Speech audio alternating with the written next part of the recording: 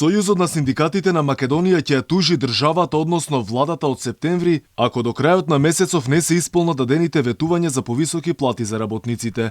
Тие не отстапуваат од барањето за 2806 денари, а според пресметките на синдикатите, државата треба да издвои само 30 милиони евра за усогласување на платите. Дел од нив ќе бидат вратени во буџетот и тоа за 38% преку фондовите, 18% по основ на сметки и 14 милиони ќе бидат вратени во бизнисот, велат синдикатите. Ако власта остане глува на гласот на работникот кој ќе бара и оставки, овие 30 милиони евра ќе станат и 100 милиони евра. Капак на се е и најавата за кривични пријави. Постен 1.7. другари работодавачи, дали од централната, дали од локалната и така натаму секавка власт, не ни се потребни вашите пари, ние ќе си тужиме од 1 септември и ќе си бараме 18,4% зголемување. Повелете, пресметете што значи тоа за вашиот буџет, дали во општината, дали во државата.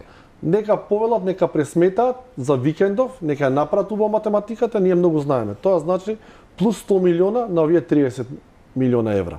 Тек тогаш ќе биде хаос во државата доколку не се освестат представниците на власта, бидејќи секој ќе си го бара тоа што си го заслужува согласно закон. Ќе нема после да имаме ни методологија, ни адхок решенија, ни ништо. Тогаш каде што си имаме колективни договори, едноставно минималната плата ќе си се множи по коефициентот и ќе си добијат многу повеќе вработените, затоа што до септември не може да знаеме ние колкава инфлација ќе имаме.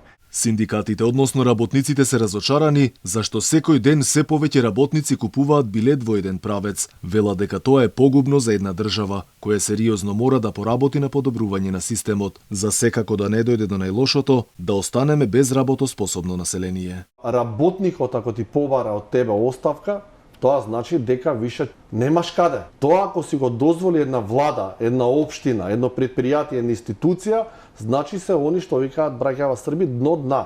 Со овие ценовни шокови, со овие одмрзнати цени и со ова се што се случува на грбот на работникот, не сме да трпи работникот. Оние средства што треба да ги најдат, секако на крај пак ќе ги врати работникот. Само треба да се мотивира и да се обезбеди доволно работа. Во меѓувреме, дел од општините меѓу кои се и Скопје и Тетово, но и во неколку јавни предпријатија, линеарно се зголемиле платите за вработените за 2806 денари, со што ја искажале и грижата за нив. Инаку веќе в понеделник во знак на револт, најголемиот синдикат во Македонија ќе го блокира влезот на Скопје од 7 до 10 часот.